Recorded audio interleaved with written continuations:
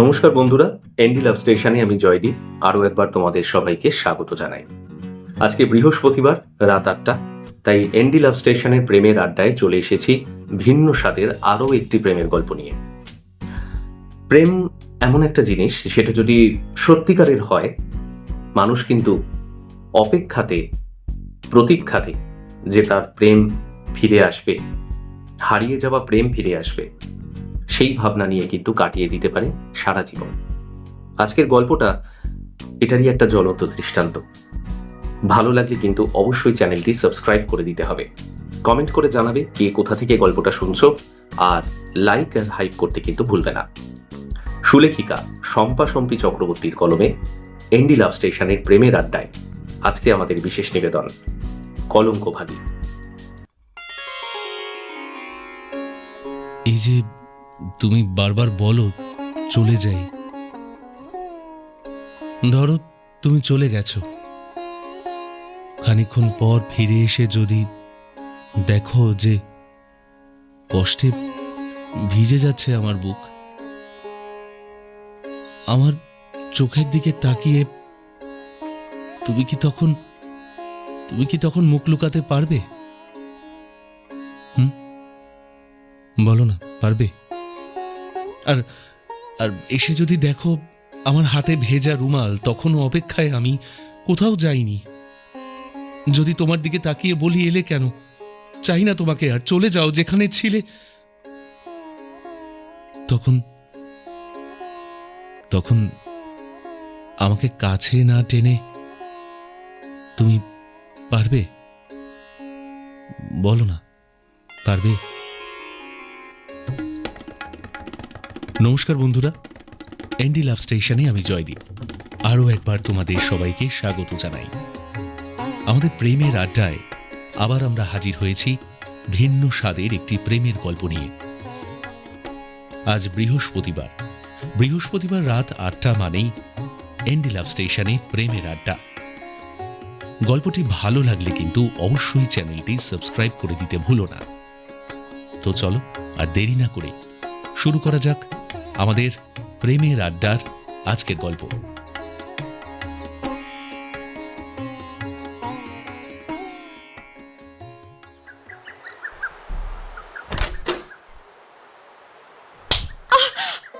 অসভ্য বেহায়া মেয়ে, আমার ছেলের মাথাটা খেয়ে ওকে কবজা করার চেষ্টা করছিস না?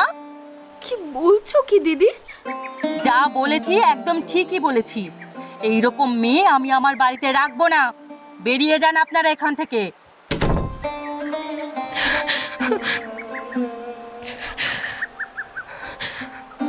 আজ থেকে আমার নতুন লড়াই শুরু। তুই তুই ভয় পাস না সোনা, তোর মা তোকে ঠিক মানুষ করে তুলবে।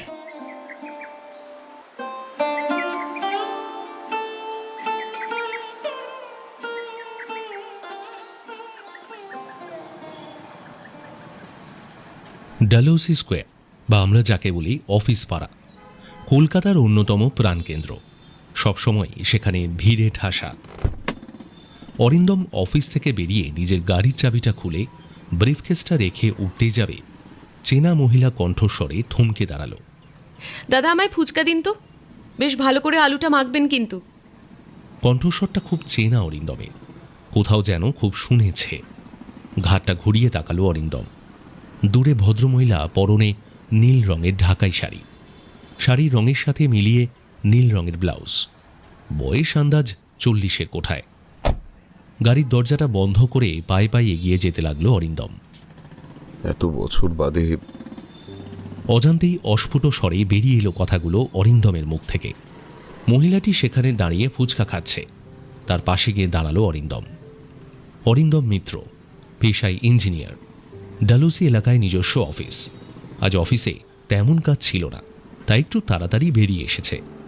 ইচ্ছে ছিল একটু শপিং করে বাড়ি ফিরবে। সামনেই অফিসের কাজে বিদেশ যেতে হবে, তাই কিছু টুকরো টাকরা কেনাকাটা করার খুবই প্রয়োজন। ভাদ্র মাস শেষ হয়ে আশ্বিনের আগমন ঘটেছে। মা মহামায়ার আগমনের বার্তা পৌঁছে গেছে আপামোর বাঙালির কাছে। যে যা নিজেকে যেমন করে পারছে নতুন করে সাজিয়ে তোলার প্রতিযোগিতায় মত্ত। স্থানে স্থানে প্যান্ডেল তৈরির কাজও প্রায় সমাপ্ত। কত বছর হয়ে গেল যে পুজোয় অরিন্দম কলকাতায় থাকেনি। হিসাব করলে দেখা যাবে প্রায় 20 বছর। এবারেও থাকা হবে না, আর 2-3 দিন বাদেই চলে যেতে হবে জার্মানি। মা সুলতা দেবী তো এই কয়েক সপ্তাহ ঠিকমতো তার ছেলের সঙ্গে কথাই বলে উঠতে পারলেন না। অরিন্দম ছোট ছেলে। প্রতি বছর পুজোর সময় ছোট ছেলের 2 থেকে 3 মাসের জন্য বিদেশ চলে যাওয়া কিছুতেই আসলে মেনে নিতে পারেন না বৃদ্ধা। তাও হয়তো মেনে নিতেন যদি ছেলে সংসারী হতো, কিন্তু সেটা হয়নি।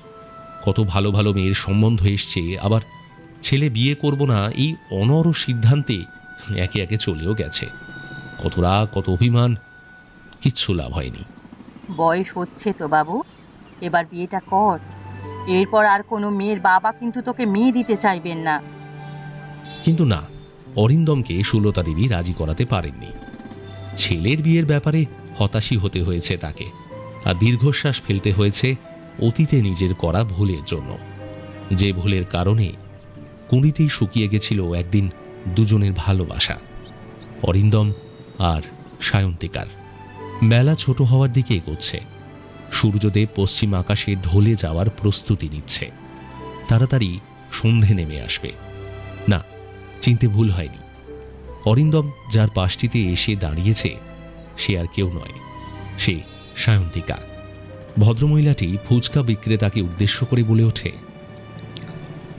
ইস, ঝালটা কম দিয়েছেন তো। আলুটা আরেকটু লঙ্কা দিয়ে ভালো করে মাখুন না। ফুচকা বিক্রেতা একটু হাসল, তারপর ভালো করে আলুতে লঙ্কা মেখে ফুচকাতে ভরে দিয়ে টক জলে ডুবিয়ে এক এক করে দিতে লাগলো, আর মহিলাটি মুখে পুড়তে লাগলো। অরিন্দম তাকিয়ে রইল ভদ্রমহিলার দিকে অপলক দৃষ্টিতে। সায়ন্তিকা, আমি এত বছর তোমাকে খুঁজে বেরিয়েছি। আজ তুমি আমার এত কাছে যে কাছ থেকে হাত বাড়ালেই তোমাকে ঠিক আগের মতো স্পর্শ করা যায়। কিন্তু না, তুমি এখন বিবাহিতা, অন্য কারো স্ত্রী। কিন্তু তোমার সঙ্গে কথা বলতে তো দোষ নেই। তবে কিসের অপেক্ষা? ডাকি না তোমাকে একবার সেই নাম ধরে। ধৈর্য রাখতে পারল না, ডেকেই ফেলল অরিন্দম, তবে খুব ধীর শান্ত কণ্ঠস্বরে। সায়ন্তিকা। হাতে ধরা খালি শালপাতার বাটি, মুখে একটা ফুচকা পোড়া। মহিলাটি পাশে দাঁড়িয়ে থাকা পুরুষটির ডাকে ঘুরে তাকালো। অবাক দৃষ্টিতে তাকিয়ে রইল বেশ কিছুক্ষণ। নিজেই যেন নিজেকে বলে ওঠে, কে সেই 6 ফুট লম্বা সুঠাম দেহের ছেলেটি? সেই চওড়া বুকের ছাতি যাতে ঘন্টার পর ঘন্টা নিশ্চিন্তে মাথা রেখে শুয়ে থেকেছে এক তরুণী। সেই দীপ্তিময় দৃষ্টি যার মাদকতায় নিজেকে হারিয়ে ফেলত 20 বছর আগের সেই সায়ন্তিকা। আর সেই বাহুযুগল যাকে বারবার আলিঙ্গনে আবদ্ধ করে ভরসা দিয়েছে। আমি তোকে ভালোবাসি, তোর ভয় কিসের? এই যে সেই অরিন্দমদা। হাত থেকে শালপাতার বাটিটা পড়ে গেল। দীর্ঘদিনের পিপাসার্ত দৃষ্টি একে অপরের দিকে তাকিয়ে রইল কিছু সময়। প্রায় 20 বছর পর শরতের পরন্ত বেলা, পশ্চিমে ঢলে পড়া সূর্যের আলো এসে পড়েছে সায়ন্তিকার মুখে। তাকিয়ে রইল অরিন্দম। সায়ন্তিকাও তাকিয়ে রয়েছে। মাথায় ঘন কালো চুলের মাঝে মাঝে অল্প অল্প রূপালি চুলের আভা। কাজল টানা টানা সেই চোখ দুটো, যে চোখে চোখ রেখে সে বারবার রবি ঠাকুরের কবিতার সেই ছত্রটা বলে যেত, প্রহর শেষের আলোয় রাঙা সেদিন চৈত্র মাস, তোমার চোখে দেখেছিলেম আমার সর্বনাশ।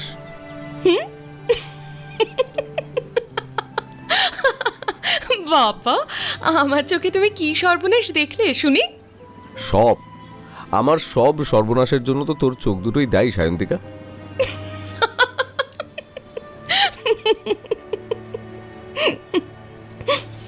সেই সরল সুন্দর চোখ দুটো আজ ঢাকা পড়েছে চালসের চশমায়।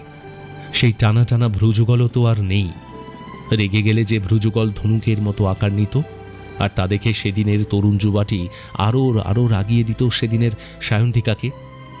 কিন্তু তাও সযত্নে তুলে ফেলা হয়েছে আধুনিকাদের মতো। হায়, আর সেই শ্যামাঙ্গী তন্হি কটিদেশী বা কোথায়, যা আঁকড়ে ধরে থাকতে চেয়েছিল সে নব্য যুবকটি অনন্তকাল। তাতেও তো কিছুটা মেদ জমেছে আর 5টা বাঙালি বধূর মতোই। তবে সেই ঠোঁট, আজও সেটা ওই আগের মতোই গোলাপের পাপড়ির মতো পাতলা, সুন্দর, পরিপাটি করে রাঙানো। দীর্ঘ 20 বছর আগের এই ঠোঁটে অতি দীর্ঘ চুম্বন এঁকে দিয়ে এক নব্য যুবক, এক নবযৌবনাকে বলেছিল, আমি তোকে বড্ড ভালোবাসি সায়ন্তিকা। আর নবযৌবনার পান পাতার মতো মুখখানি সেই মুহূর্তে লজ্জায় রক্তিম হয়ে উঠেছিল। দিদি টাকাটা। ফুচকা বিক্রেতার ডাকে অরিন্দম আর সায়ন্তিকা দুজনেরই সম্বিত ফিরল। সাইড ব্যাগ থেকে টাকা বার করে ফুচকা বিক্রেতার দিকে এগিয়ে দেয় সায়ন্তিকা। তারপর আর কোনো ভনিতা না করেই অরিন্দমকে বলে ওঠে, তোমার কি এখানে অফিস অরিন্দম দা? হ্যাঁ, সামনে। কিন্তু তুমি এখানে, তোমারও কি? অরিন্দমের মুখে তুমি সম্বোধন শুনে একটু অবাকই হলো সায়ন্তিকা। মনে করে দেখল অরিন্দমদা তাকে তুই বলেই সম্বোধন করতো একসময়। কালের ধর্মে আজ হয়তো ভুলেই গেছে। অবশ্য তাতে অরিন্দমদার দোষ কোথায়? 20 বছর একটা যুগের থেকেও তো অনেকটা বেশি সময়। একটা তুই থেকে তুমি করে দেওয়ার পক্ষে যথেষ্ট বলেই মনে হলো সায়ন্তিকার। ছোট্ট নিঃশ্বাস ফেলল সায়ন্তিকা। কি হলো, বললে না তো তুমি এখানে কেন? আমার কি এখানে কোনো কাজ থাকতে নেই? অরিন্দমের সহজ প্রশ্নের উত্তর এইভাবে দেওয়াতে মুহূর্তের জন্য অরিন্দমের মনে হলো সায়ন্তিকা সত্যি বলল না বা বলতে চাইল না। অরিন্দম চিন্তা করে দেখল, সত্যি তো, সায়ন্তিকা এখানে কি জন্য এসেছে সেটা প্রশ্ন করার সে কে? আর তার প্রশ্নের উত্তর দিতে সায়ন্তিকাও বাধ্য নয়। আজ 20 বছর সায়ন্তিকা কোথায় থেকেছে, কিভাবে তার বৈবাহিক জীবন কাটিয়ে যাচ্ছে, তার কোনো খোঁজই তো সে রাখেনি। তাই দ্রুত প্রসঙ্গ বদলিয়ে অরিন্দম পুনরায় বলে ওঠে, কত বছর বাদে দেখা তোমার সঙ্গে সায়ন্তিকা। সে তো ঠিকই। আচ্ছা চলো না, সামনের পার্কটাতে একটু বসি। খুব উৎসাহ নিয়ে কথাটা বলে উঠে অরিন্দম তাকালো সায়ন্তিকার দিকে। কারণ অরিন্দমের কাছে সেই মুহূর্তে সায়ন্তিকার সঙ্গ দুর্লভ বলে মনে হলো। কিছু সময়ের জন্য তার পাশে সায়ন্তিকা ভাবতেই তার ভালো লাগলো। সায়ন্তিকা কিছু যেন চিন্তা করলো, তারপর বলে উঠল, অরিন্দম দা, বিকেল তো গড়িয়ে সন্ধে হতে চলল। এই সময় পার্কে যাওয়াটা ঠিক হবে না। কিন্তু সায়ন্তিকা, তোমার সঙ্গে যে আমার অনেক কথা বাকি রয়ে গেছে। বাকি রয়ে গেছে? কিন্তু আর তো কোনো কথা বাকি থাকার কথা নয় অরিন্দম দা। সব কথা তো শেষ হয়ে গেছে। যেদিন তুমি বিদেশে চলে গেছিলে সেই দিনই তো সব কথা শেষ হয়ে গেছে। আজ আর কি বাকি আছে এত বছর বাদে? এক নিঃশ্বাসে কথাগুলো বলতে গিয়ে একটু যেন হাঁপিয়ে পড়ে সায়ন্তিকা। দীর্ঘ 20 বছরের বেদনা বোধ তার কণ্ঠকে যেন রুদ্ধ করে দিতে চাইল। অরিন্দম ছোট্ট নিঃশ্বাস ফেলল, তারপর খুব ধীর এবং শান্ত কণ্ঠস্বরে বলে উঠল, আর কি কোনো কথা সত্যি বাকি নেই সায়ন্তিকা? আমি না হয় আজ তোমার থেকে একটু সময় ভিক্ষা চেয়ে নিচ্ছি। তোমার বলার মতো কিছু না থাকলেও আমার যে অনেক কথা বলার আছে। বেশ, আমি তোমায় কিছুটা সময় না হয় দিলাম, তোমার নিজেকে নির্দোষ প্রমাণ করার জন্য। কিন্তু আমার তো সেদিন কোনো দোষ ছিল না। যা কিছু ঘটেছিল সবটাই আমার অজান্তে। যে অন্যায় আমার মা তোমার সঙ্গে করেছিল তার হয়তো কোনো ক্ষমা নেই। থাক ওসব কথা। আমি জানি সেদিন তোমার কোনো দোষ ছিল না। যা কিছু ঘটেছিল তোমার অনুপস্থিতিতে। তবু তবু কেন জানি না তোমাকেই দোষী করি বারবার। হয়তো হয়তো অভিমানবশত। কথাগুলো বলতে গিয়ে গলাটা যেন কেঁপে ওঠে সায়ন্তিকার।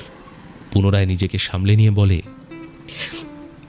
যখন বলছো চলো আমরা কোথাও একটু গিয়ে বসি, এখানে এত লোকের মাঝে নিজেদের অতীতকে বেআব্রু করার কোনো দরকার নেই। চলো। দুজনেই দুজনকে সামলে নিয়ে একবার চারপাশ চোখ বুলিয়ে নিয়ে দেখল, সত্যিই তো আবেগের বশে এত লোকের মাঝখানে তারা যে কি বলে চলেছে। দুজনেই লক্ষ্য করল উপস্থিত প্রত্যেকটি পথচারী তাদের দিকে অদ্ভুতভাবে তাকিয়ে থাকতে থাকতে চলে যাচ্ছে। সায়ন্তিকা বিষয়টা লক্ষ্য করে দ্রুত বলে ওঠে, আমরা কি তাহলে কোনো রেস্টুরেন্টে বসতে পারি?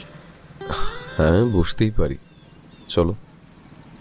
খানিকটা পথ দুজনে হেঁটে চলার পর হঠাৎ থমকে দাঁড়ালো সায়ন্তিকা। সায়ন্তিকাকে ওভাবে দাঁড়িয়ে পড়তে দেখে অরিন্দম কিছু বলতে যাচ্ছিল, তার আগেই সায়ন্তিকা বলে ওঠে, আমি তোমায় বেশি সময় কিন্তু দিতে পারবো না অরিন্দমদা। যা বলার আমায় স্বল্প সময়ের মধ্যে বলো। কেন? তোমার হাজবেন্ড বুঝি রাগ করবেন? তোমার দেরি করে বাড়ি ফেরা বুঝি উনি পছন্দ করেন না? বেশ একটু বাঁকা সুরেই কথাগুলো বলে ওঠে অরিন্দম। অরিন্দমের কথা বলার ধরন ঠিক নিতে পারল না সায়ন্তিকা। তীক্ষ্ণ দৃষ্টিতে তাকালো, যে দৃষ্টিতে ছিল নিদারুণ যন্ত্রণার চিত্র, যা সম্পূর্ণভাবে অরিন্দমের বোধগম্যের বাইরে। বরং সেই দৃষ্টিকে ভয় পেল অরিন্দম, কথা বাড়ালো না আর। খানিকটা পথ চলার পর দুজনে এসে দাঁড়ালো অফিস পাড়ারই একটা পুরনো আমলের রেস্তোরাঁর সামনে। রেস্তোরাঁয় ঢুকে দুজনে একটা টেবিলকে কেন্দ্র করে মুখোমুখি দুটো চেয়ার টেনে বসল। অরিন্দম ছোট্ট একটা নিঃশ্বাস ফেলে বলে ওঠে, আচ্ছা, কি নেবে, কফি না চা? একা একা চা বা কফি খেতে এখনো ভালো লাগে না আমার অরিন্দমদা। অরিন্দম অবাক হয়ে গেল। কিছু সময় তাকিয়ে রইল সায়ন্তিকার মুখের দিকে। মনে মনে যে কথা তাকে নাড়া দিয়ে গেল সেই মুহূর্তে, সায়ন্তিকার এখনো মনে আছে যে সে চা আর কফি কোনো কিছুই খায় না। অরিন্দমকে অবাক দৃষ্টিতে তাকিয়ে থাকতে দেখে সায়ন্তিকা মৃদু হাসল মাত্র। মনে মনে বলে ওঠে, অরিন্দমদা, তুমি হয়তো ভুলে গেছো আমায় তুমি না তুই কোনটা বলে সম্বোধন করতে, কিন্তু আমি কিছুই ভুলিনি। এমনকি তোমার দেওয়া চিহ্নটুকুকে অবলম্বন করে সমগ্র যৌবন কাটিয়ে আজ মধ্য বয়সে এসে পৌঁছেছি। আচ্ছা সায়ন্তিকা, কি খাবে তাহলে বলো? মোগলাই? অরিন্দমের প্রশ্নে সায়ন্তিকার চিন্তায় ছেদ পড়ল। সায়ন্তিকা নিজেই নিজেকে প্রশ্ন করে ওঠে, অরিন্দমদা কি করে মনে রাখলো যে আমি মোগলাই খেতে এখনো একইভাবে ভালোবাসি? সে লক্ষ্য করল অরিন্দম তার দিকে তাকিয়ে মিটি মিটি করে হাসছে। এরই মাঝে ওয়েটারকে খাবার অর্ডার দিতে ডাকলো অরিন্দম। আচ্ছা, এক্সকিউজ মি ভাই, একটু এদিকে আসবেন প্লিজ। হ্যাঁ স্যার, বলুন কি কি লাগবে? হ্যাঁ, দুটো মোগলাই ব্যাস। দুটো মোগলাই, ওকে স্যার। খাবার অর্ডার দিয়ে অরিন্দম তাকালো সায়ন্তিকার দিকে। সায়ন্তিকা একটু চুপ থেকে বলে ওঠে, আমি যে মোগলাই খেতে ভালোবাসি তা তুমি ভুলোনি দেখছি। সময়টাই শুধু এগিয়ে গেছে। আমি একই জায়গায় বসে আছি সায়ন্তিকা, নদী পারাপারের নৌকোর অপেক্ষায়। নদী পারাপারের নৌকো যে আমার জীবন থেকে 20 বছর আগেই চলে গেছে। পারে বসে আছি, কখনো কখনো যদি আমার নৌকো আসে ফিরে তার অপেক্ষায়। আজও আমি আমার বাসের আসনটা একইভাবে খালি রেখে দিয়েছি শুধু তার জন্য। কথাগুলো বলতে গিয়ে অরিন্দম যেন একটু উত্তেজিত হয়ে পড়ল। তারই বহিঃপ্রকাশ ঘটল তার চোখে মুখে। নীরবে নেমে আসতে লাগলো এতদিনের একটু একটু করে জমানো বাড়ি ধারা। দুটো হাত দিয়ে নিজের মুখটা ঢেকে ফেলল অরিন্দম, যাতে সেই লবণাক্ত ধারা সায়ন্তিকার চোখের আড়ালে থেকে যায়। অরিন্দমের অশ্রু সজল চোখ দুটি কিন্তু সায়ন্তিকার দৃষ্টি হারালো না। কিন্তু সে চুপ করে থাকে, বলতে দেয় অরিন্দমকে, বলতে দেয় তার দীর্ঘ 20 বছরের অব্যক্ত কথাগুলো, যা শোনার জন্যই তো সে এতদিন অপেক্ষা করে আছে। অরিন্দমের এতদিনের না বলা কথাগুলো উজাড় করে দিতে চাইল তার কাছে, যার আসা যাওয়া তার হৃদয় নিত্য। পুনরায় অরিন্দম বলতে থাকে, আমি যে তার জন্য আজও পথে বসে আছি শান্তিকা। নিজেকে ঠিক রাখতে পারে না অরিন্দম। দীর্ঘদিনের এই না বলা কথাগুলো এক এক করে যেন বেরিয়ে আসতে চাইল সায়ন্তিকার কাছে। কথাগুলোর মধ্যে এতটাই আবেগ প্রকাশ পায় যে দুজনের কেউই আর কোনো কথা বলতে পারে না। কিছুক্ষণ আগে যে ওয়েটার খাবারের অর্ডার নিয়ে গিয়েছিল, সে খাবার নিয়ে এসে রাখলো টেবিলের উপর। সায়ন্তিকা এই প্রসঙ্গ বদলাবার চেষ্টা করল। মাসিমা ভালো আছেন অরিন্দমদা? প্রশ্নটা কানের ভিতর দিয়ে মনে চরম আঘাত দিল অরিন্দমের।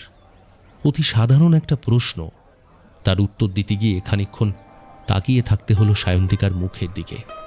20 বছর আগে একদিন অরিন্দমের মা সুলতা দেবীর জন্য ছেলে অরিন্দমের ভালোবাসার কুঁড়ি প্রস্ফুটিত হওয়ার আগেই মাটিতে ঝরে পড়েছিল। মাকে আজও ক্ষমা করতে পারে না অরিন্দম। তাই যতবার মা তার বিয়ের জন্য পাত্রী জোগাড় করার চেষ্টা করেছে, ততবারই সে মাকে জানিয়ে দিয়েছে কোনোদিন আর সে বিয়ে করবে না। তাই তার জন্য পাত্রী দেখা বৃথা। যাদবপুর ইউনিভার্সিটির একটু দূরে একটা দোতলা বাড়ি। সায়ন্তিকা তখন যাদবপুরে বাংলা অনার্সের প্রথম বর্ষের ছাত্রী। মেয়ের যাতে যাদবপুরে ক্লাস করতে কোনো অসুবিধে না হয়, অসুস্থ অমলবাবু, স্ত্রী নীলা দেবী আর একমাত্র মেয়ে সায়ন্তিকাকে নিয়ে ভাড়া উঠে এসেছিলেন যাদবপুর এলাকারই ওই দোতলা বাড়ির নিচের তলায়।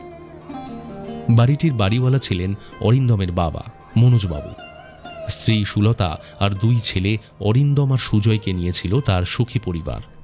সুজয় নিজের অফিসের কাজে বেশিরভাগ সময়ই কলকাতার বাইরে থাকত।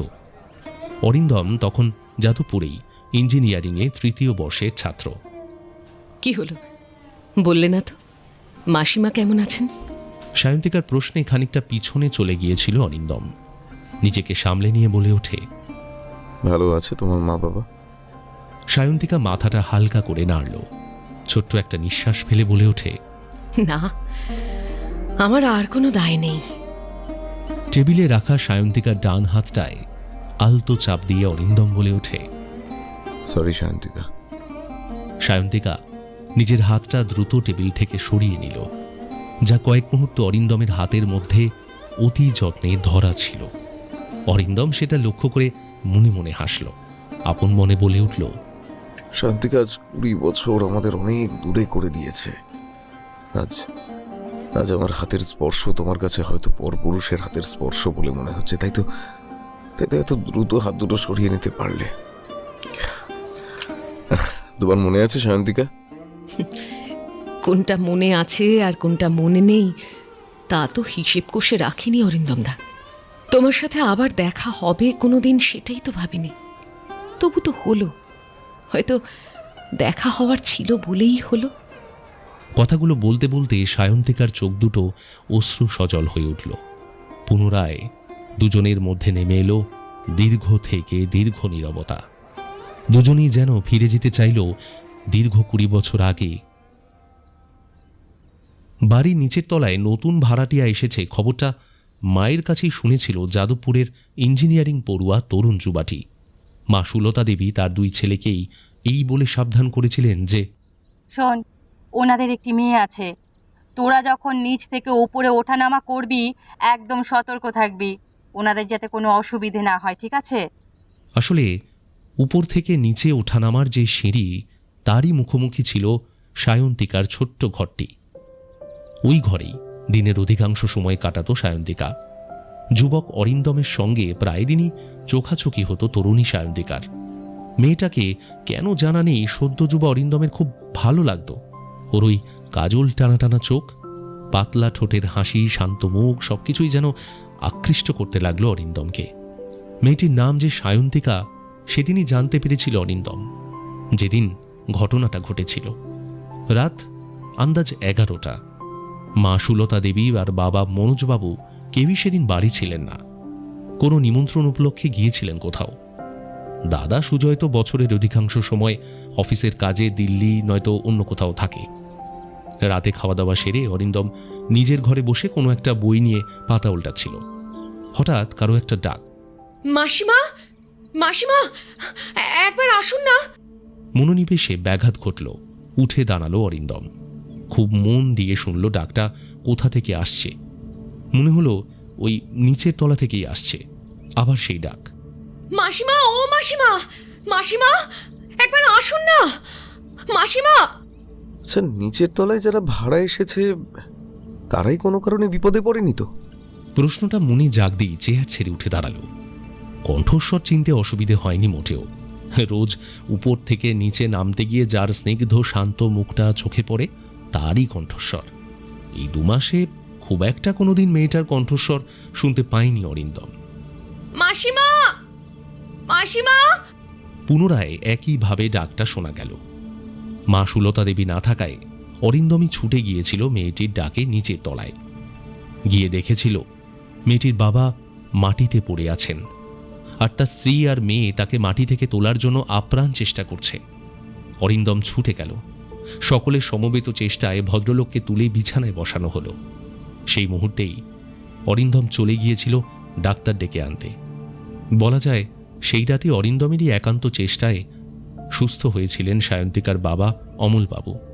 অরিন্দমের ওই ঐকান্তিক প্রচেষ্টা সায়ন্তিকা ও তার মা নীলাদেবী দুজনকে মুগ্ধ করে দিল। সেই দিন রাতে অরিন্দমকে ধন্যবাদ না জানাতে পারায় পরের দিন সকালে যাদবপুর ইউনিভার্সিটির গেটের সামনে সায়ন্তিকা দাঁড়িয়ে থাকে। সময়টা ছিল সন্ধ্যের কিছু আগে, যাকে গোধূলি বললে হয়তো ঠিক হবে। খানিকক্ষণ আগে কিছুটা বৃষ্টি হয়ে গেছে, আকাশটা খানিকটা লাল আভায় পরিপূর্ণ। ক্লাসরুম থেকে বেরিয়ে অরিন্দম যখন ইউনিভার্সিটির গেটের খুব কাছে চলে এসেছে, তখন দেখতে পেল সায়ন্তিকাকে। গতকালই মেয়েটির মায়ের কাছ থেকে শুনেছে মেয়েটির নাম সায়ন্তিকা। অরিন্দম দূর থেকে দেখতে লাগলো সায়ন্তিকাকে। গোধূলির আভায় কি চমৎকারী না লাগছিল মেয়েটাকে সেদিন। সায়ন্তিকা ইউনিভার্সিটির গেটের কাছ থেকেই আর চোখে লক্ষ্য করেছিল অরিন্দম তার দিকে অপলক দৃষ্টি মেলে তাকিয়ে আছে। কে জানে কোথা থেকে একরাশ লজ্জা ঘিরে ধরেছিল তরুণীটিকে। ধন্যবাদ তো দেওয়াই হলো না, বরং ইউনিভার্সিটির গেট থেকে পালিয়ে এসে নিজের ছোট্ট ঘরটাতে ঢুকে পড়ে দরজা বন্ধ করে বালিশে মুখ গুজে নিজের লজ্জা নিবারণ করেছিল সায়ন্তিকা সকলের আড়ালে।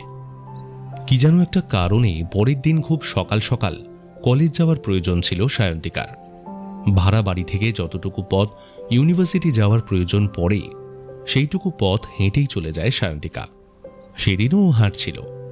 খানিকটা পথ হাঁটার পর পিছনে চেনা কণ্ঠস্বর কানে আসে। তার নাম ধরে ডাক দেয় কেউ। সায়ন্তিকা। পিছন ফিরে তাকায় সায়ন্তিকা। অরিন্দম? না, অরিন্দম দা বলাই ঠিক হবে। বয়সে তার থেকে 2-1 বছরের বড়ই হবে। খানিকটা দূরে দাঁড়িয়ে আছে। সেদিন আর সায়ন্তিকা লজ্জা পায়নি। অবলীলায় আলাপ করে নিয়েছিল অরিন্দমের সঙ্গে। দিনের পর দিন ধরে সেই আলাপচারিতাই ধীরে ধীরে দুজনকে একই সুতোয় বেঁধে ফেলেছিল। কখন কেউই ওরা বোঝেনি। এরপর শুরু হয়েছিল অরিন্দম আর সায়ন্তিকার গোপন প্রেম কাহিনী, যার পরিণতি কি তারা তখনও ভেবে দেখেনি। ধীরে ধীরে ওরা একে অপরের খুব কাছাকাছি চলে আসলো, আর এত কাছাকাছি যে সায়ন্তিকা বা অরিন্দম যখন বুঝল, তখন আর ওদের ফেরার পথ ছিল না।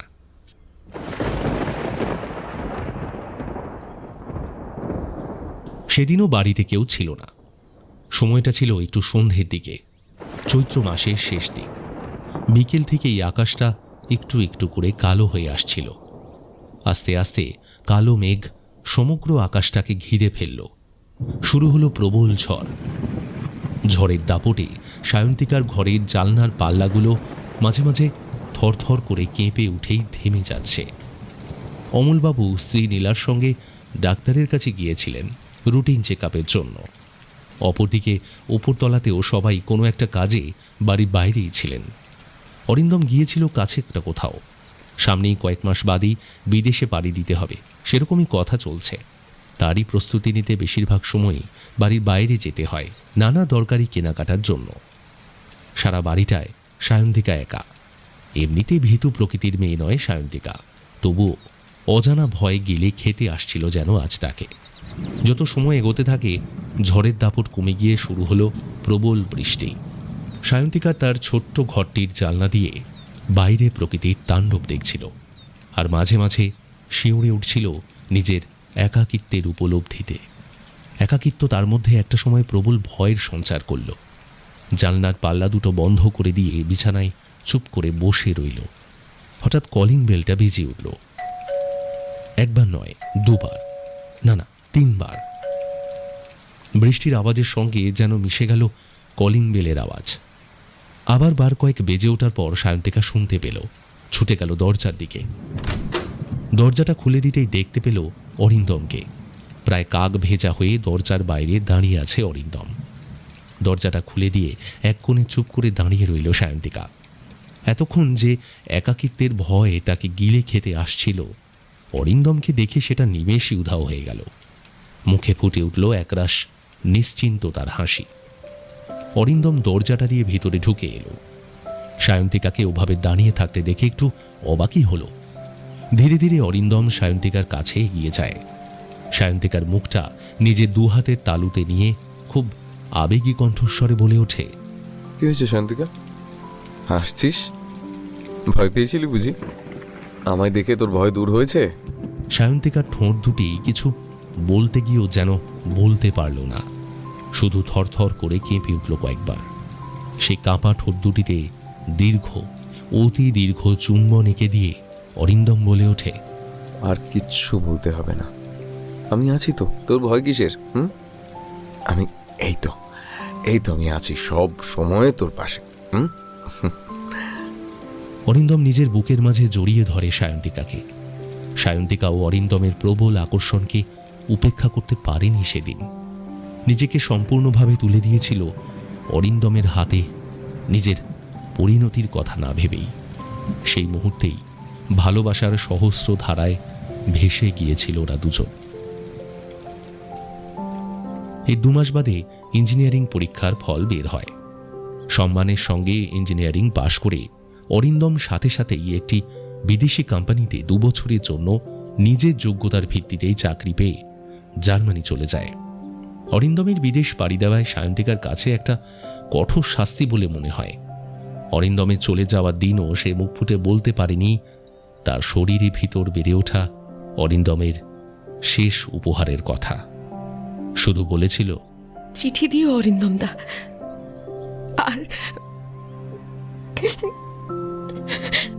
আর কিছু বলতে পারেনি। কান্নায় বুঝে গিয়েছিল তার কণ্ঠস্বর। অরিন্দম লক্ষ্য করেছিল সায়ন্তিকা কিছু বলতে চায়, কিন্তু আর শোনা হয়ে ওঠেনি। সায়ন্তিকার মা নীলাদেবী অরিন্দমকে স্নেহের চোখেই দেখতেন, তাই মেয়ের সঙ্গে অরিন্দমের ঘনিষ্ঠতাকে বলতে গেলে নীরবে সমর্থন করে আসছিলেন এতদিন। কিন্তু মেয়ের শরীরের পরিবর্তন তাকে বেশ ভীত করল। অরিন্দম দেশে থাকলে হয়তো কোনো ব্যবস্থা নেওয়া যেত, কিন্তু সে তো এখন বহু বহু দূরে। মেয়েটা যে কি হবে, এই ভাবনাটা যখন প্রায় চেপে বসতে চলেছে, তখনই ঘটনাটা ঘটালেন সুলতা দেবী, যিনি প্রথম দিকে অরিন্দম আর সায়ন্তিকার সম্পর্কের বিষয় কিছুই জানতে পারেননি। জানতে পেরেছিলেন অরিন্দমের এক বন্ধুর কাছ থেকে, যাকে অরিন্দম তার আর সায়ন্তিকার সম্পর্কের কথা খুব বিশ্বাসের সঙ্গে জানিয়েছিল একদিন। সেই বন্ধুর নাম সৈকত। সে নিজেও মনে মনে সায়ন্তিকাকে যথেষ্ট পছন্দ করত, কিন্তু অরিন্দম দেশে থাকাকালীন বুঝতেই দেয়নি যে সে সায়ন্তিকাকে কতটা পছন্দ করত। অবশ্য তার পছন্দ সায়ন্তিকাকে যে কতটা ছিল বলা মুশকিল। আসলে সায়ন্তিকার শরীরের প্রতি আকর্ষণ ছিল তার বেশি। সৈকতের কাছ থেকে অতিরঞ্জিত করে সব জানার পর সুলতা দেবী আর নিজেকে ঠিক রাখতে পারেননি। সোজা গিয়ে হাজির হয়েছিলেন নিচের তলায় সায়ন্তিকার ঘরে। কোনো এক দুপুরবেলা সায়ন্তিকা বিছানায় শুয়ে মন দিয়ে কোনো একটা বইয়ের পাতা নাড়াচাড়া করছিল। উপরতলা থেকে নামার সময় নিচের তলায় সায়ন্তিকারই ঘরটি সোজাসুজি দেখা যায় বলে সায়ন্তিকা অধিকাংশ সময় ঘরের দরজাটা ভেজিয়ে রাখত। হঠাৎ প্রচণ্ড শব্দে দরজাটা খুলে গিয়েছিল। সায়ন্তিকা কিছু বোঝার আগেই তার হাত ধরে টেনে দাঁড় করালেন সুলতা দেবী। সজোরে একটা চর বসিয়ে দিলেন সায়ন্তিকার গালে। অত্যন্ত কদর্য ভাষায় 2-1টি গালাগালিও করলেন। সেই মুহূর্তে ঘরে ঢুকে এসেছিলেন নীলা দেবী। তার মেয়ের প্রতি সুলতা দেবীর এইরূপ অভদ্র আচরণের কারণ কি তা বুঝতে না পেরে তিনি বলে উঠেছিলেন, আপনি ওভাবে আমার মেয়েকে কেন বলছেন? হ্যাঁ, আবার গায়ে হাত তুলেছেন। আচ্ছা, আপনি জানেন না কি হয়েছে? ব্যঙ্গের সুর ফুটে উঠেছিল সুলতা দেবীর কণ্ঠস্বরে। সায়ন্তিকার হাতটা ধরে সজোরে একটা টান মেরে নীলা দেবীর সম্মুখে দাঁড় করিয়ে বলে ওঠেন, এই মেয়েকে এই ব্যবসায় কবে থেকে নামিয়েছেন? ভালো ঘরের ছেলেকে ফুসলানো, তারপর টাকা পয়সা আদায় করে অন্যত্র যাত্রা করবেন, তাই তো? আমার বাড়িতে থেকে আমার ছেলের দিকেই নজর। কালি, হ্যাঁ হ্যাঁ, কালি এই বাড়ি থেকে বিদায় হবেন আপনারা। ভালোবাসা, ওসব ভালোবাসাবাসি না অনেক দেখেছি। শুনুন, দয়া করে কালই বিদায় হবেন, নয়তো আমায় অন্য কিছু ব্যবস্থা করতে হবে, এই কিন্তু আমি বলে রাখলাম। কত লোক অভদ্র পরিবার। এক নিঃশ্বাসে কথাগুলো বলে হাঁপাতে লাগলেন সুলতা দেবী। আপাত শান্ত প্রকৃতির নীলা দেবী অবাক চোখে তাকিয়ে থাকেন সুলতা দেবীর মুখের দিকে। কোনো মানুষ যে তার ভাষাতে এভাবে ভদ্রতার সীমা লঙ্ঘন করতে পারে সেটা তার জানা ছিল না। একথা তিনি জানেন যে তার মেয়ে অরিন্দমকে ভালোবাসে। ভালোবাসাকে কিভাবে ফুসলানো আখ্যা দেওয়া যায় সেটা তার বোধগম্যের বাইরে। সুলতা দেবী পুনরায় অত্যন্ত তিক্ত কণ্ঠস্বরে বলে ওঠেন, এত দিন ধরে আপনার মেয়ের সাথে আমার ছেলের ভালোবাসাবাসির সম্পর্ক চলছে, আর আপনি সেটা জানতেন না? নাকি নাকে সর্ষের তেল দিয়ে ঘুমোচ্ছিলেন? হ্যাঁ, আমি না হয় এতদিন জানতে পারিনি, কিন্তু আপনি জানতে পারলেন না কি করে শুনি? একটা মেয়ের মা হয়েও আপনি এগুলো জানতেন না, সেটা আমার বিশ্বাস করতে হবে? প্রত্যুত্তরটা হয়তো সুন্দরভাবে দিতে পারতেন নীলাদেবী, কিন্তু তিনি অরিন্দমকে খুবই স্নেহ করেন, তাই তিনি কিছু বললেন না সেই মুহূর্তে। এতক্ষণ নীরব থেকে এক কোণে দাঁড়িয়েছিল শান্ত স্বভাবের সায়ন্তিকা। দুপুরবেলা ঘরে ঢুকে অতর্কিতে একজন মাতৃস্থানীয়ার আক্রমণ, তার উপর অকথ্য গালিগালাজ তাকে যেন হতবাক করে দিয়েছিল। কিন্তু না, যখন তার আর অরিন্দমের ভালোবাসাকে নিয়ে একজন মাতৃস্থানীয়া, যিনি কিনা অরিন্দমের মা, তার এরূপ কটূক্তি সহ্য করতে পারল না সায়ন্তিকা। অত্যন্ত দৃঢ় আর কঠোর কণ্ঠস্বরে সে বলে ওঠে, মাসিমা, আপনি ওপরে যান। আমি আপনাকে কথা দিচ্ছি, আপনার ছেলেকে আমি আর কোনো দিনও আপনার কথায় ফসলানোর চেষ্টা করব না। আপনি নিশ্চিন্ত থাকুন। কথাগুলোর মধ্যে এমনই দৃঢ়তার প্রকাশ পেল যে নীলাদেবীর বুকটা কাঁপিয়ে দিল। সেই সময় তিনি তার মেয়েকে ভালো করে চিনতেন। সেদিনই তিনি বুঝে গিয়েছিলেন মেয়ে আর কোনো অবস্থাতেই অরিন্দমের সঙ্গে সম্পর্ক রাখবে না। তিনি মুখে কিছু না বললেও বুকটা তার কেঁপে উঠেছিল অজানা ভয়ে। আর সুলতা দেবী, তিনি অবাক হয়ে গিয়েছিলেন একটা স্বল্প বয়সী মেয়ের এমন দৃঢ় কণ্ঠস্বরে। হয়তো একটু ভয়ও পেয়েছিলেন, তাই কথা না বাড়িয়ে উপরতলায় উঠে গিয়েছিলেন তিনি। এই ঘটনার দুদিন বাদে ইউনিভার্সিটিতে নাম কাটিয়ে বাবা মাকে নিয়ে সায়ন্তিকা কোথাও চলে যায়। কোনো হদিশই খুঁজে পায়নি অরিন্দম পরবর্তীকালে। নিজেদেরই বাড়ির ঠিকানায় যতগুলো চিঠি পাঠিয়েছিল সে সবই প্রায় সুলতা দেবীর দ্বারা শত ছিন্ন হয়ে স্থান পেত ডাস্টবিনে। সুলতা দেবীকে সায়ন্তিকা সম্পর্কে যখনই অরিন্দম প্রশ্ন করেছে, তার উত্তরে সুলতা দেবী কেবল সযত্নে এড়িয়ে গিয়েছেন। হঠাৎ সায়ন্তিকার হাতে ধরা মোবাইলের রিংটোনটা বেজে উঠল।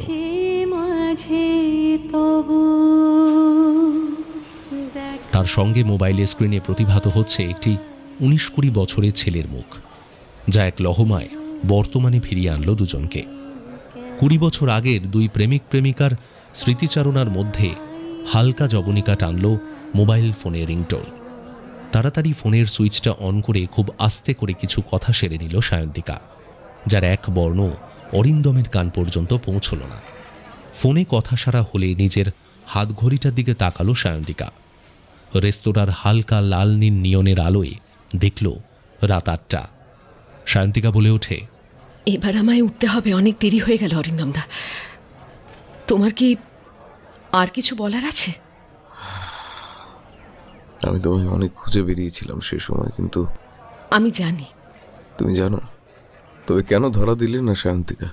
যে নিজেকে লুকিয়ে রাখতে চায় তাকে কেউ খুঁজে পায় না, তা কি তুমি জানো না অরিন্দমদা? শান্তিকা, বেজেই চলেছে রিংটোন। অরিন্দমের চোখ গেল টেবিলে রাখা সায়ন্তিকার ফোনের স্ক্রিনের উপর, যেখানে বারবার প্রতিভাত হচ্ছে সেই 19-20 বছরের ছেলেটির মুখ। অরিন্দমের চোখটা আটকে গেল টেবিলে রাখা মোবাইলটার উপরে। এক ঝটকায় মোবাইলটা হাতে তুলে নিয়ে অবাক চোখে দেখতে লাগলো অরিন্দম। নিজেকে নিজেই প্রশ্ন করে ওঠে, এ কে? ঠিক তার মতো অবিকল দেখতে। আজ থেকে 20-25 বছর আগে ঠিক যেমনটি সে দেখতে ছিল। বাজতে বাজতে মোবাইলটা স্তব্ধ হয়ে গেল। বাজছে, মোবাইলটা আবার বাজছে, আর সেই মুখটা আবার প্রতিভাত হচ্ছে। অরিন্দমদা, অরিন্দমদা। সায়ন্তিকা ডাকে সম্বিত ফিরে পেল অরিন্দম। সায়ন্তিকা বলে ওঠে, দাও ফোনটা, আমার ছেলে ফোন করেছে। আজ যে ওর জন্মদিন, আমার যে তাড়াতাড়ি বাড়ি ফেরার কথা ছিল। দাও। অরিন্দম ফোনটা বাড়িয়ে দিল সায়ন্তিকার দিকে।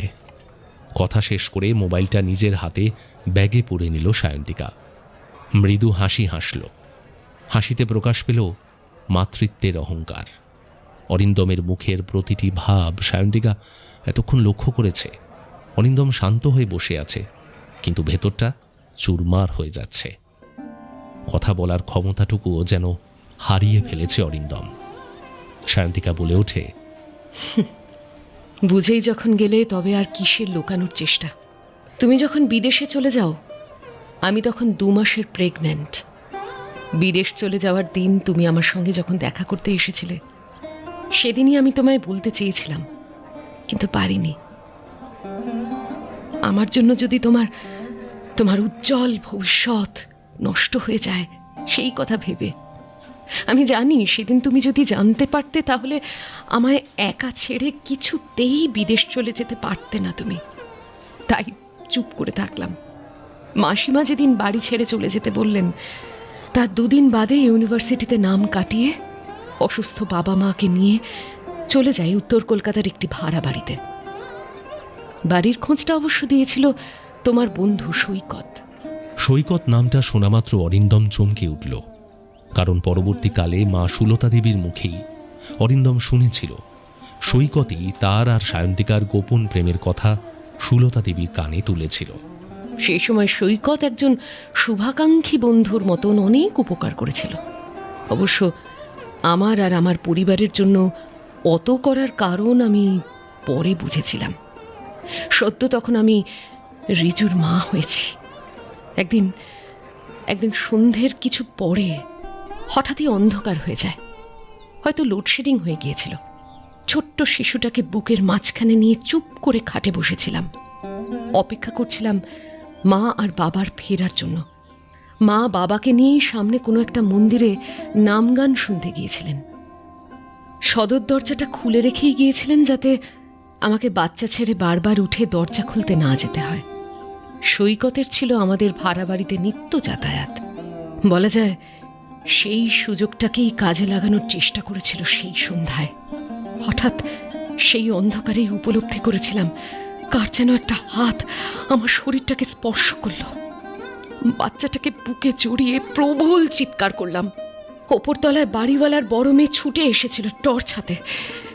টর্চের আলো পড়তেই চিনতে অসুবিধে হলো না যে সে কে। সে আর কেউ নয়, সৈকত। আমার চিৎকারে সাপদের ন্যায় চুপ করে দাঁড়িয়ে আছে এক কোণে, যে এতদিন আমার শুভাকাঙ্ক্ষীর অভিনয় করে আসছিল। এই ঘটনার পর আমাকে না পাওয়ার রাগ ওকে ভয়ঙ্কর করে তোলে। ও আমার নামে অপপ্রচার চালাতে থাকে যে আমি নাকি চরিত্রহীনা, এক কুমারী মা যাকে কোনো এক পুরুষ এক রাতের সঙ্গী করে ছুঁড়ে ফেলে দিয়েছে। বাড়িওয়ালা জানিয়ে দিল 2 দিনের মধ্যে ঘর খালি করে দিতে হবে। দুশ্চরিত্রাকে তার এক ঘর ভাড়া দেবে না। অগত্যা চশমার আড়ালে থাকা কাজল কালো চোখ দুটো ভরে উঠেছে জলে। বিন্দু বিন্দু জলের ফোঁটা একটা একটা করে গন্ড বেয়ে পড়তে থাকে টেবিলটার উপর। অরিন্দম নীরব দর্শক। একটু সামলে নিল নিজেকে সায়ন্তিকা। চশমাটা খুলে রুমালের প্রান্ত দিয়ে ভালো করে চোখ দুটো মুছে নিয়ে পুনরায় বলতে লাগলো, তোমাকে ভালো না বেশে ফুসলানোর অপবাদের কলঙ্ক মাথায় নিয়ে একদিন তোমাদের বাড়ি ছেড়েছিলাম। আবার সৈকতের বলে বেড়ানো কলঙ্কের ভার মাথায় নিয়ে কলকাতা ছাড়লাম। ম্লান হাসি হাসল সায়ন্তিকা।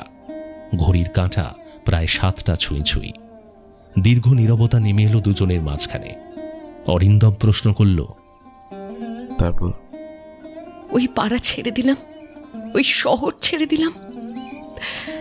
বাবা মা আর নিজের সদ্যজাতটাকে নিয়ে চলে গেলাম রায়গঞ্জ, নিজেদের দেশের বাড়ি। সেখানেই শুরু করলাম জীবন সংগ্রাম। নিজের টিউশনি আর বাবার জমানো টাকায় যা হোক করে কেটে যেতে লাগলো। কিছু বছর বাদে বাবা চলে গেলেন। সেই শোকে মাও কিছু মাস বাদেই চলে গেলেন। ছেলে তখন সবে 10। যাদবপুরে পড়ার সময় আমার এক বান্ধবী ছিল, রত্না। তুমি হয়তো চিনবে তাকে। কথাটা বলে সায়ন্তিকা অরিন্দমের দিকে একটু তাকালো। অরিন্দমের মনে পড়ে গেল একটি রত্না নামে মেয়ের সঙ্গে সায়ন্তিকার বেশ ভাব হয়ে গিয়েছিল যাদবপুরে পড়ার সময়। টেবিল থেকে জল ভর্তি গ্লাসটা হাতে তুলে নিল সায়ন্তিকা। ঢকঢক করে খানিকটা জল খেয়ে নিয়ে পুনরায় বলে চলল তার জীবন যুদ্ধের ইতিহাস। রত্নার শ্বশুরবাড়ি রায়গঞ্জে। ওই তো তোমার সব কথা আমায় জানাতো। আমাকে তুমি অনেক খোঁজাখুঁজি করেছিলে, ওই আমায় প্রথম জানায়। রত্নারই কথায় ওর বর মুকুলবাবু আমায় এই ডালহৌসি স্কোয়ারে একটি বেসরকারি অফিসে চাকরি করে দেন। আমি রায়গঞ্জ থেকে আবার কলকাতায় চলে আসি। আজ 10 বছর আমি কলকাতাতেই আছি। রিজু আমার ছেলে এখানেই একটি কলেজে পড়াশোনা করছে। কথাগুলো বলতে বলতে আলতো চোখে তাকালো অরিন্দমের দিকে। অরিন্দম নীরব, ভাষাহীন, এক দৃষ্টিতে তাকিয়ে আছে রেস্তোরাঁর লাল নীল নিয়ন বাতির দিকে, যেগুলো একবার করে নিভছে আবার একবার করে জ্বলে উঠছে। মনে পড়ে গেল সায়ন্তিকা বিয়ে করেছে এই কথাটা সৈকতই একদিন তাকে জানিয়েছিল। সৈকতের কাছ থেকে যখন অরিন্দম সায়ন্তিকার বিয়ের খবর পেয়েছিল, সেই দিনটা আজও ভুলতে পারেনি সে। এক নিমেষে যেন সমগ্র পৃথিবী তাকে তিক্ত হয়ে গিয়েছিল। মনে মনে চিৎকার করে বলে উঠেছিল সায়ন্তিকা তাকে ভালোবাসেনি, শুধু তার ভালোবাসা নিয়ে খেলা করেছে। কয়েক মুহূর্তের জন্য প্রচণ্ড ঘৃণার প্রকাশ ঘটেছিল সায়ন্তিকার প্রতি, কিন্তু না, বেশিক্ষণ সেই ঘৃণা স্থায়ী হয়নি। ভালোবাসার গভীরতার কাছে এসে ঘৃণা সেদিন তুচ্ছ হয়ে নেমে এসেছিল চোখের নীরব বাড়িধারা হয়ে। সায়ন্তিকার বিয়ে হয়ে গিয়েছে এই কথাটা যে কতটা মিথ্যা আজ বুঝতে পারল অরিন্দম। প্রচণ্ড মর্ম বেদনা অনুভব করল সে। মনে হলো পৃথিবীটা দুলছে, মনের ভেতরটা যেন চুরমার হয়ে যেতে লাগলো তার।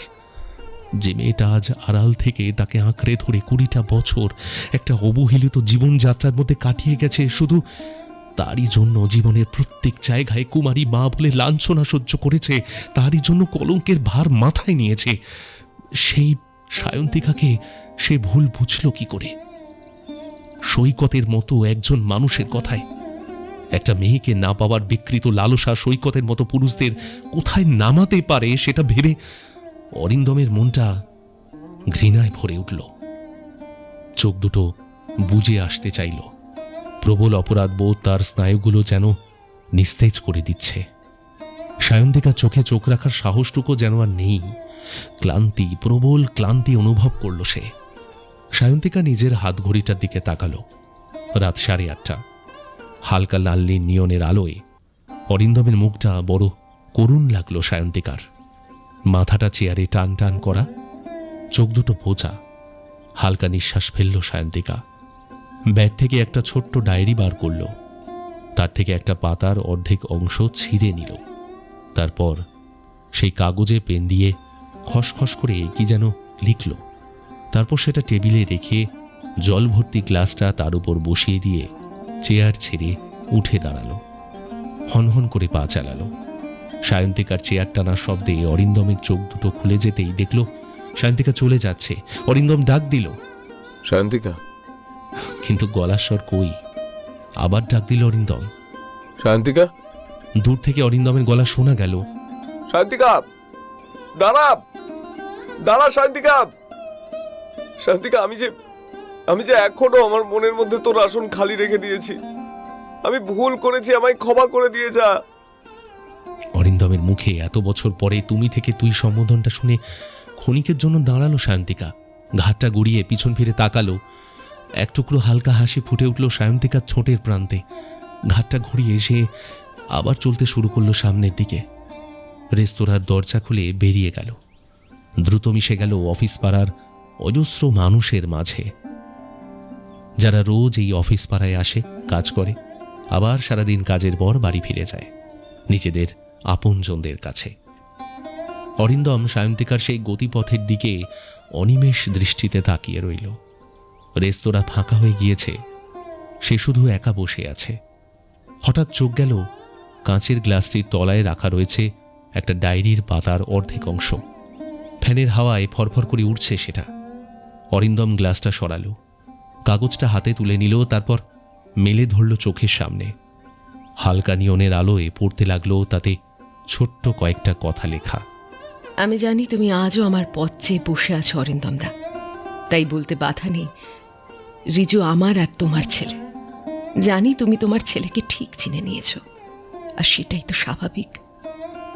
যাই হোক, রিজু জানে তার বাবার নাম অরিন্দম মিত্র। ফোন নাম্বারটা দিয়ে গেলাম, পারলে যোগাযোগ করো। তোমার সায়ন্তিকা কাল হোক বা পরশু, তারও পরে যদি কোনো দিন থাকে, তোমার পথ চেয়ে বসে থাকবে। এসো কিন্তু।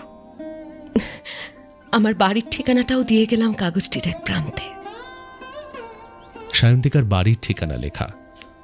অরিন্দম সযত্নে কাগজটি মুড়ে নিজের বুক পকেটে ঢুকিয়ে উঠে পড়ল চেয়ার ছেড়ে। ঘড়ির কাঁটা তখন 9টা ছুঁই ছুঁই।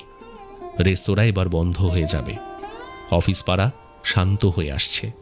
রেস্তোরাঁর দরজা খুলে চলতে শুরু করলো অরিন্দম। এসে দাঁড়ালো নিজের গাড়িটার সামনে। গাড়ির দরজাটা খুলে বার করলো ব্রিফকেস। ব্রিফকেসটা খুলে একটা খাম বার করলো। রাস্তার জোরালো আলোয় দেখলো খামটা ভালো করে।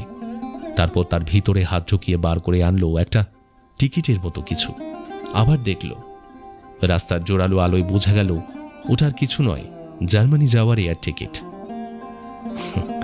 একটু হাসলো অরিন্দম, প্রশান্তির হাসি। তারপর ছিঁড়ে ফেললো কুচি কুচি করে টিকিটটা, উড়িয়ে দিল আশ্বিনের হাওয়ায়। আজকের গল্প এখানেই শেষ। কেমন লাগলো কমেন্ট করে জানাতে কিন্তু ভুলবে না। হাজির হব নতুন আরেকটি প্রেমের গল্প নিয়ে আগামী বৃহস্পতিবার রাত ঠিক 8টায় এনডি লাভ স্টেশনে প্রেমের আড্ডায়। সবাই ভালো থেকো, ভালোবাসার প্রেমে থেকো। আমি জয়দীপ আজকের মতো বিদায় দিচ্ছি। নমস্কার।